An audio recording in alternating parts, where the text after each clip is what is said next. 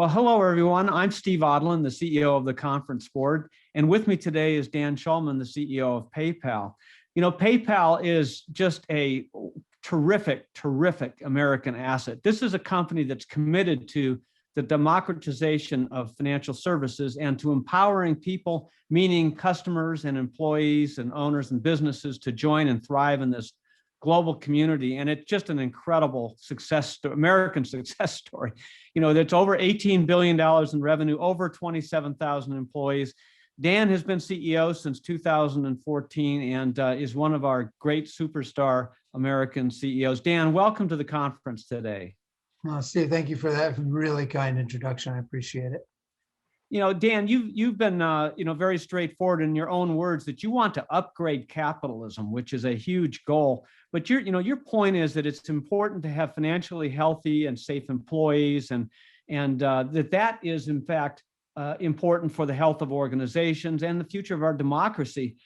So what we wanted to do today is give our audience a little roadmap as to why you think that's the case, where you're going with this, and any advice you have for other folks. But maybe we could start with, what does upgrading capitalism mean to you? Yeah. Well, the first thing I want to say is that I'm a big believer in capitalism. I think it's perhaps the best system that there is for fostering innovation, and it has led to, many decades of the American dream. But I would say, like anything, products, services that we put out, companies, you need to upgrade. You can't just stay where you were. You always have to improve. And if I look at our country today, 185 million adults, that's basically 2/3 of the adults in the country, struggle to make ends meet at the end of the month. They are financially stressed. And when you have that many people who believe that the system isn't working for them, I think it threatens the very foundation, the pillars of our democracy, because democracy needs to be about rising above your own self-interest. My favorite quote on democracy is, it needs to be more than 2 wolves and 1 lamb voting on what to have for dinner, right? Like you got to rise above your interest. But if every day you're worried about making ends meet, how can we possibly expect that of people? And I think we need to really think hard about, why isn't capitalism working for such a large segment of our population? And that's what I mean by, looking at giving capitalism an upgrade, to just assure that our democracy thrives.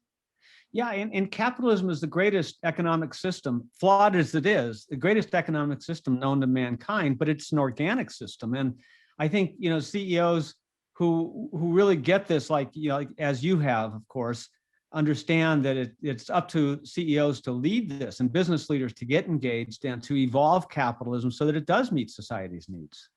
Absolutely, I couldn't agree more. I mean, the thing that really shocked me, Steve, is we pay at or above market rates in every location around the world where we employ PayPal employees. And I did this survey before an all-employee meeting where I basically asked about, people's financial health, how do they feel? Because I expected the results to be great. And I was going to talk about them at an all-employee meeting. And what came back was shocking to me, like 50% of our employees, all of our call center employees, our entry-level employees, our hourly employees, just like the rest of the United States and like the rest of the world, struggled to make ends meet. And that was shocking to me because, as I mentioned, I pay at or above market rates everywhere. And so that's why I really think that, CEOs can't rely on the market to be sure that their own employees are experiencing a degree of financial health.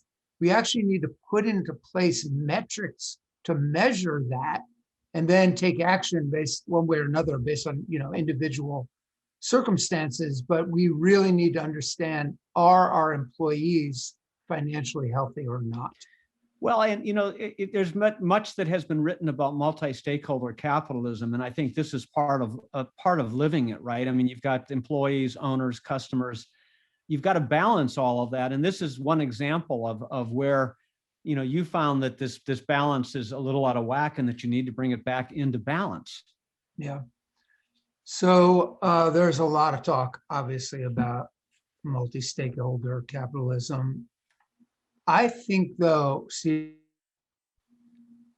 that forces you and forces leaders of companies to not just talk about that, but to really put that into action. Like for me, the number one constituency I serve is my employees. I think the single biggest competitive advantage that any company has is the skill set and the passion of their employees. And the only way I feel like to attract the very best talent, because if you have the best talent, you'll serve customers better than your competitor. If you serve your customers better, then eventually over the medium term, at a minimum, your shareholders will be served better as well. But if you don't have that talent, you have no chance of ever becoming a great company, moving from being a good company to a great company. And so that is my number one constituency. And I invest heavily in that, and I measure it. And we can talk about some of the things that we've done to assure that my employees know that we will take care of them in good times and bad times, and that they can then pour themselves into the vision and the mission of PayPal. And take care of the customers. And that's really part of the the foundation of PayPal, going back to its founding a couple decades ago, which was democratization of financial services for the mass population. And so this is really baked into the fabric of your company and all that you do. But so it's not a new thing that you just it's because of COVID or whatever. This has been going on and part of what PayPal's been about for a long time. Yeah. So I think the past 5 or 6 years have really thrust companies and CEOs into the limelight. I told my senior team several years ago, there's no way you can be a major consumer brand and avoid the cultural wars around us.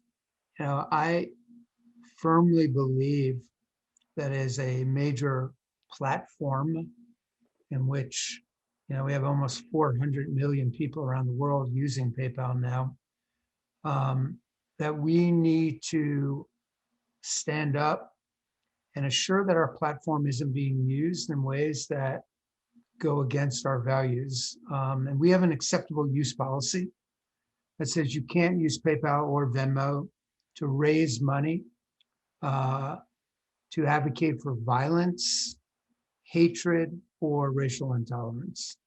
And that is not always an easy thing to understand. Where is the line between free speech and hatred, for instance? And we spend a tremendous amount of time looking at various websites using PayPal or Venmo, deciding whether we take them down or not. And I have been criticized for being an activist CEO. I just think of myself as sort of a responsible citizen trying to maintain a modicum of decency on our platform, not allow Nazis or KKK to raise money, not allow,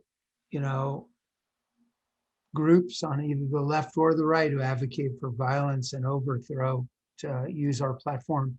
And by the way, that results in death threats to me. It results in a ton of hate mail. But I think standing up for your values is an absolutely crucial thing to do, because if values are just something you have on the wall, it's just propaganda. you're better off having no values, honestly, if you're not going to stand up for your values. And I always say inside the company, not every one of you will agree with every decision we make, but those are the values of PayPal. And we try not for them to be political values. Like I think standing up for inclusion, for assuring that nobody's discriminated against, that to me doesn't seem to be a left issue or a right issue, a red or a blue issue. It seems to be like a red, white, and blue issue in my mind. These are like American values. That's what our country is founded on. And I feel like CEOs shouldn't get involved necessarily in politics, but they should be involved in standing up for the values and their mission as a company.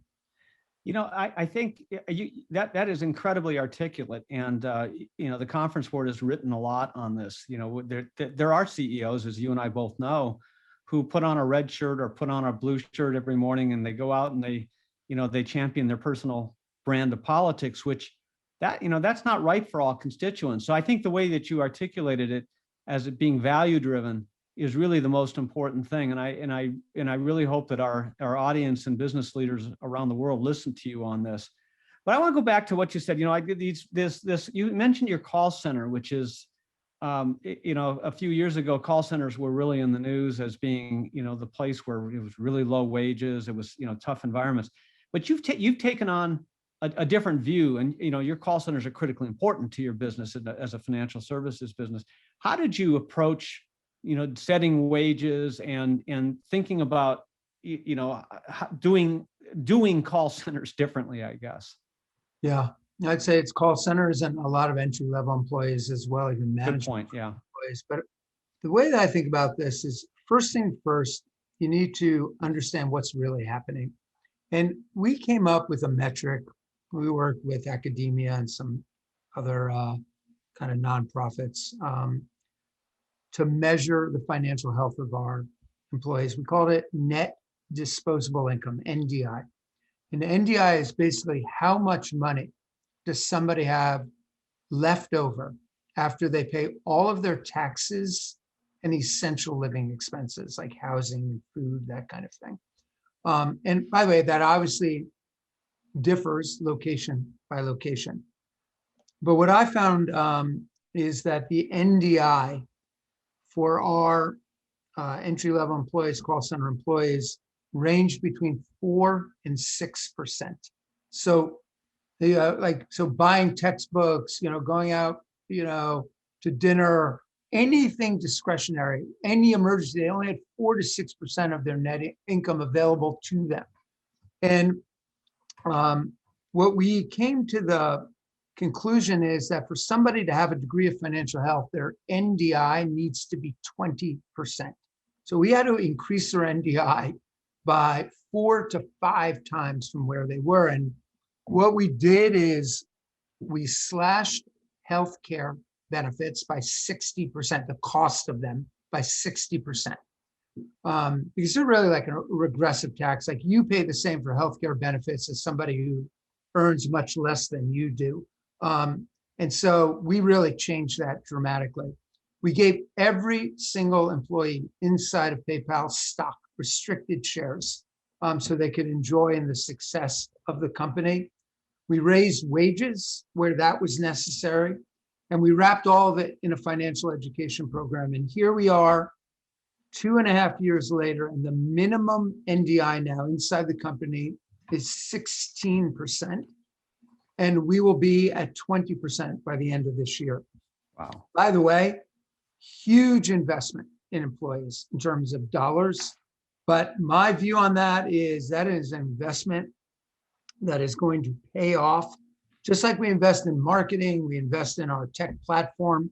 We need to invest in our employees, and they need to know we're going to take care of them, and that working at PayPal is the best place to work of all of their choices. So our engagement has gone up tremendously, engagement levels, attrition way down, the cost of training. And I think that the moves that we made, they're probably the proudest moments that I had inside the company when we announced this plan. Like we should have bought stock in like Kleenex because everybody was crying. And it was it's a beautiful moment and a moment that nobody forgets inside the company. And we are all proud to be a part of PayPal. Yeah, and you know, you didn't raise prices to customers Nope. in order to pay for this. Nope. So, you know, there was that balance too. What did your shareholders say? Yeah, I spent a lot of time with my board first. Obviously, the senior team, because it was a trade-off in what we were going to invest in. Then I spent hours with the board talking about why we wanted to do this, why I think it's just so important for our country, for our democracy, for our economy, and for PayPal. And my view of this multi-stakeholder capitalism is there's no dissonance, or your profit and purpose are not at odds with each other. It's just a matter of timing. Like, if you want me to maximize my profits next quarter, I can do that. Like, anyone could do that. You could do that when you were running the companies you ran. But like, is that really a way to move from being a good company to a great company? It's a matter of like, can you become an iconic company over the long run? And what does it take to do that? And to me, it's about having the best employees. And then your shareholders enjoy in that success, but not next quarter, but maybe a year or two from there. And by the way, if you look at PayPal's run, honestly, I believe the reason we've been successful is because we have passionate, talented employees who feel financially secure. Yeah, and you know, this I used to complain when I was running companies that gee, if I could get all my shareholders on one timeline, because as CEOs, we're constantly criticized for being too short term, when in fact we might be the only group that is the most long term, because it's forever, right? You're running the company forever, and you're trying to balance all these constituencies. So you took that on. You took it on first with your board, and then you had to take it on with your shareholders, because obviously you weren't able to raise prices. You could cut a little bit of cost, but ultimately you hit your margins with this in order to try to bring all this into balance, and it worked. And you know, you shared with me earlier your market cap, the value of PayPal now has grown dramatically, and so it's been recognized that this is the right way to go. Yeah, I think you know, one thing that I've learned over the years is, you know, unless you walk in somebody else's shoes, it's hard to really understand what they're going through. And so I try not to sermonize at all about, you know, what other CEOs should do. Everybody has their own set of circumstances that they're juggling. But I do think understanding the financial health of your employees is a no-brainer. What you do about that and the time frame in which you do something about it, I think everyone needs to measure. But understanding what's really happening, because what we found is when people are financially stressed, they can't really pay attention on the job. Their absenteeism is much greater. Employee net promoter scores, satisfaction levels is down. And so having an understanding of what's really happening inside your employee base, both at the senior levels, but also at all the entry levels as well. I think it's a no regrets move. And then how you react to it based on that information, there are numerous different ways. I'm sure each CEO can figure that out, but understanding it. And the other thing I would just say, Steve, is this isn't altruistic. You know, I love doing it, but this is about competitive advantage. I mean, if I'm the only person who's taking care of their employees in the way that I am going to attract the very best talent here. And if others aren't doing it, that gives me a competitive advantage. And I actually think that what we're talking about is how do you compete in this era of digitization that's going on, where that even the very nature of change is changing. You know, it's accelerating at this incredible pace. The only way to stay on top of things is to have great employees who are engaged. And so to me, it really was a no-brainer. It's clearly the right thing to do, although obviously a lot of people need to listen and understand timeframes to your perspective. But I would do it 100 times out of 100. Yeah, and so your notion of upgrading capitalism then is making it work for everyone. Just in the last question, Dan, anything else, any other advice, any other thoughts that you want to share with the conference today? Yeah. Well, I think first of all, really appreciate having the time to talk. Steve, it was a real pleasure. I think we as leaders of company, we cannot rely on the government to address all the ills that face our society, the problems that we all wrestle with.